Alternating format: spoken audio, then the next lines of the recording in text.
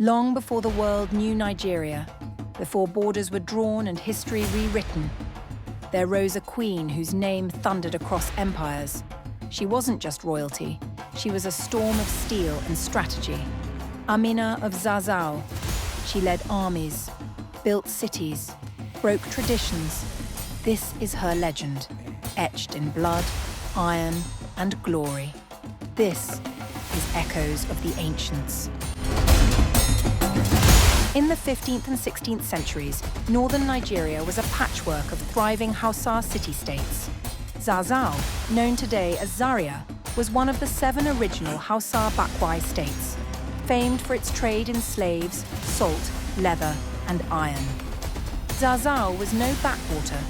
It was a city of scholars, merchants, and military strength, a melting pot of cultures where Arab, Berber, and Sudanic influences mixed. Born into this vibrant world was Amina, the granddaughter of Queen Bakwa Turunku, the very woman who had founded Zazzau's capital. Raised as a princess, Amina trained not only in politics and diplomacy, but also in the deadly arts of warfare. She wasn't just a noble, she was a warrior in the making. Amina's rise was not by inheritance alone, it was by merit. By the time she was 16, she had earned command of the Zazzau cavalry. Legend says she could ride better than most men and wield a sword with unmatched skill. But her chance for leadership came with tragedy. After the death of her mother, Amina's brother Karama assumed the throne. But when he too passed away, all eyes turned to the one person who had led warriors into battle and returned victorious. In the year 1576, Amina became Queen of Zazzau, but she would not rule from behind a throne, she would lead from horseback.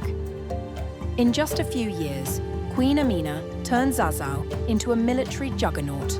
She embarked on one of the most ambitious expansion campaigns in West African history. For over 3 decades, she led armies across Hausa lands, conquering cities like Kano, Katsina, Bauchi, and Nupe. Her empire stretched across modern-day Nigeria, Niger, and even parts of Cameroon.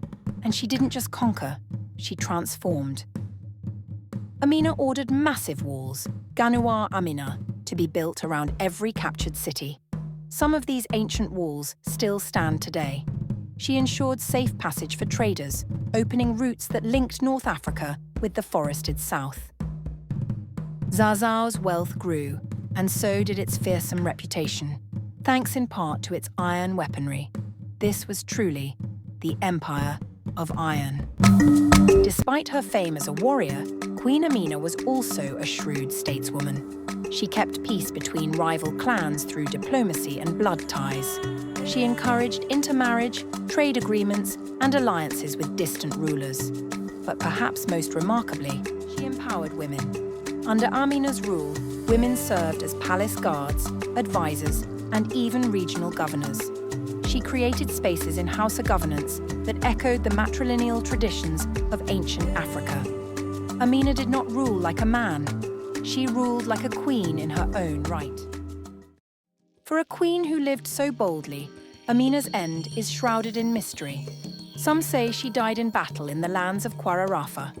Others say she retired, leaving behind a legacy of unmatched power. No grave has been found. No tombstone bears her name. But her legend remains immortal. Queen Amina's impact ripples through Nigerian history to this day. She inspired generations of female leaders, from pre-colonial queens to modern politicians. She is taught in Nigerian schools as a symbol of strength and pride. Her name graces streets, schools, and statues. The walls she ordered still guard ancient cities, and her boldness still echoes in the soul of the Hausa people.